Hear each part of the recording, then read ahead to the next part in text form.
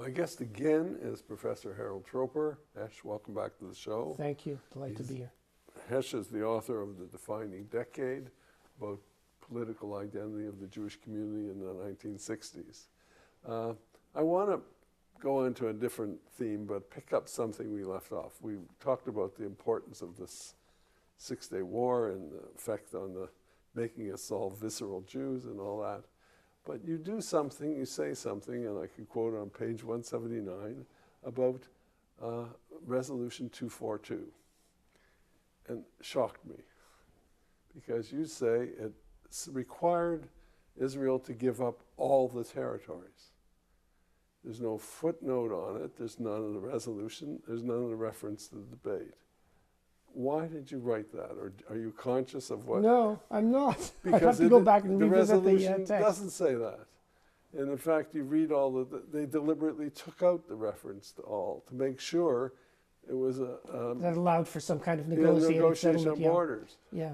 And they agreed, they wouldn't have agreed to one that said all. Well, if this So I thing think sells that's out a and there's mistake. another printing, we have to make a Make revision.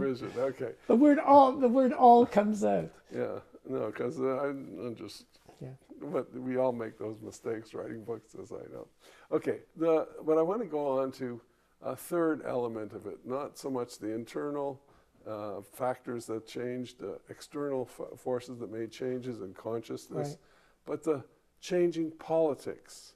Because a good part of the book is from the elite running the Jewish community, Sam Bronfman, etc., to the street taking over and the tension between that. That's what really the point of the Nazi rallies in the park is I don't about. know that the street actually took No, over, but I that's think true. that the tent gets bigger. Okay, fair enough. That's much better said than I did. But there's this tension between them, and the leaders, though, from your book, learn fast.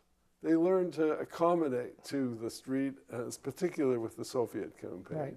Can you just describe that? Because that's very important in what happens, especially the visit of Kosygin. I mean, I forgot all that. And you lay it out very, very well. No, thank you. I think what happens is that one of the consequences of the Six-Day War is that, I don't know whether it's true today. It would be very interesting to have somebody examine today the way I examined the past. But I think that the nature of what it is to be a Jew becomes redefined. Being a Jew moves for many, many people from being a piece of your heritage, from what you are to what you do. In the wake of the Six-Day War, institutional growth explodes, largely because people press for institutional structure. The shul membership goes up, day school enrollment expands. But hugely. It shifts Hugely, from after absolutely. school to 25% of Jewish kids going to day schools. And the amount of money that pours into the Jewish community, it's like people have unlocked their wallets. And all of this leads to an expansion of the community and a sense of commitment by individuals to that community.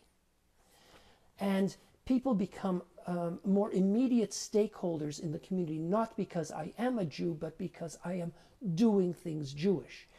And we get the growth of things like the Soviet Jewry campaign, which becomes part and parcel of Jewish life. It isn't a small little group of people hanging together, pushing a certain cause. It begins to permeate virtually every. You couldn't go to a bar mitzvah without the bar mitzvah kid being twinned with some kid in the Soviet Union who couldn't have a bar mitzvah. There's enormous amounts of action, and again, this reinforces Jewish commitment. And people who are involved want a say at some level, and as the amount of money flowing into the community, not just from the balabatim, deep pockets, but from an awful lot of people who are writing small checks, but meaningfully writing small checks. They want to say. And the small circle of the Jewish elite, the ruling elite, begin to find a kind of dissatisfaction that their voices are not being heard. And there begins to be a sense of the need to engage the Jewish street, the democratization of the street. And especially in Toronto and in Montreal and in Winnipeg, where a much larger proportion of the Jewish community are either Holocaust survivors or the children of Holocaust survivors, who, because of the emergence of the Holocaust as being so central to Jewish identity, they emerge almost as a new force and demand to be heard.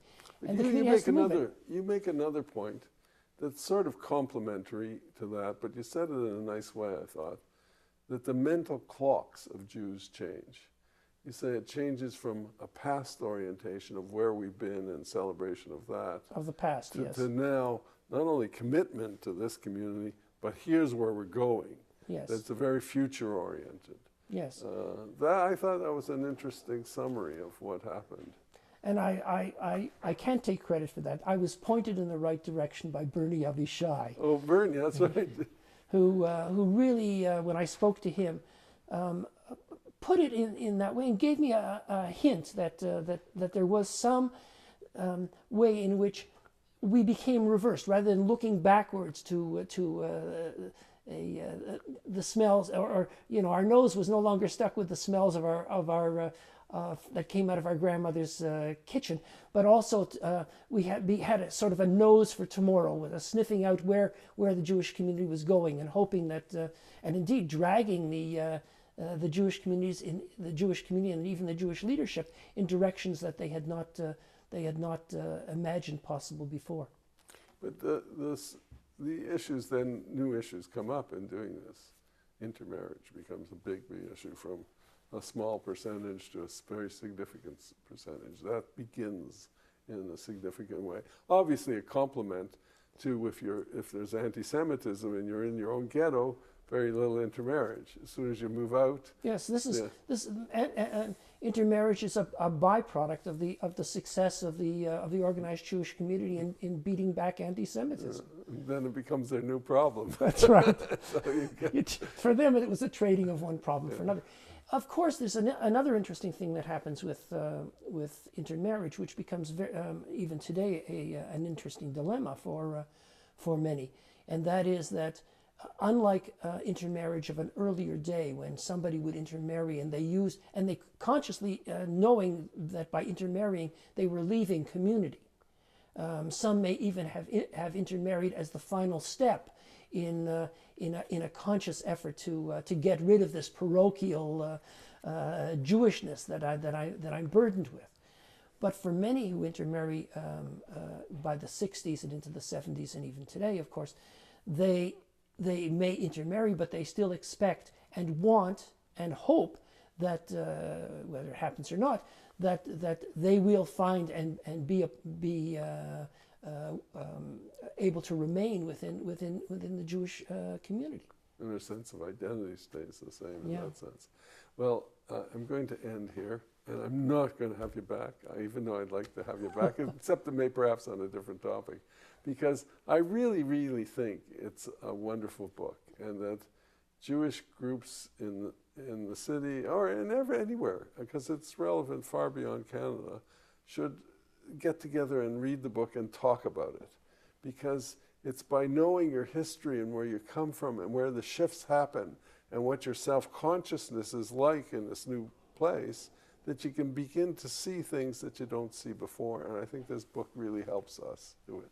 This is Harold Troper, The Defining Decade, the Identity Politics in the Jewish Community in the 60s. Thank you very much for coming on the show. Thank you, Howard. A pleasure.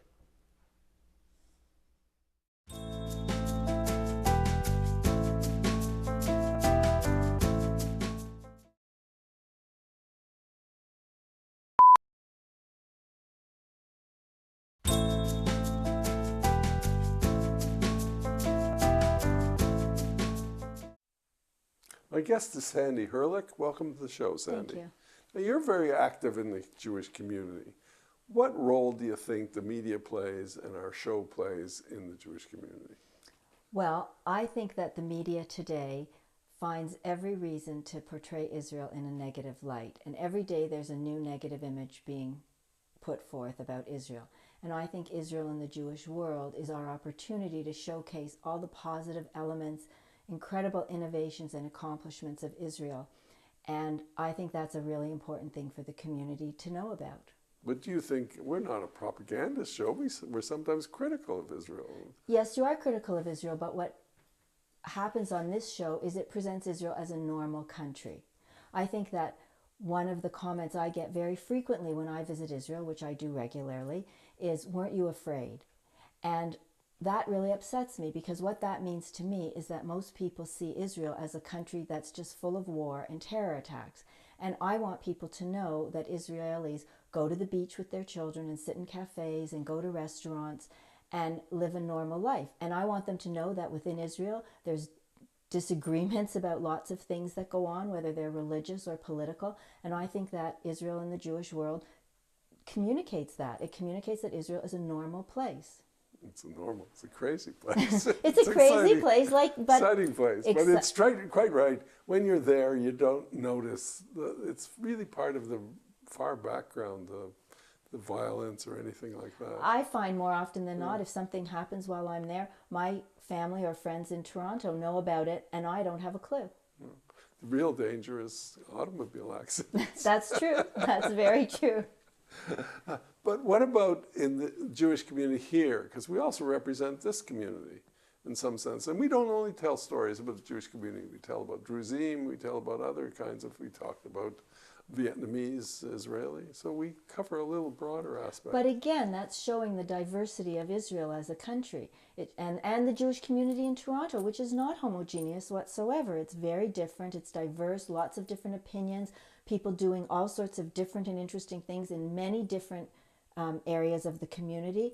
And I think that's one of the things that's beautiful about the show, is it shows that diversity. If you were summing up the theme of this show, well, how would you sum it up? The theme of this show, I would say showcasing the diversity of Israel. With that, we're going to end, and I want to thank you very much, Sandy, for coming on the show. I should have you as a guest and interview it for a long period. Thanks again. Thank you.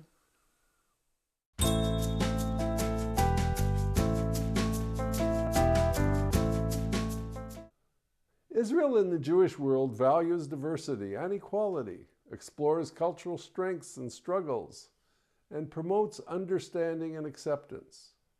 We hope we've succeeded. We welcome comments, criticisms, ideas. Please drop us a line. We also welcome new members. Join us. I hope you'll tune in next week. I'm Howard Edelman. Good night until then.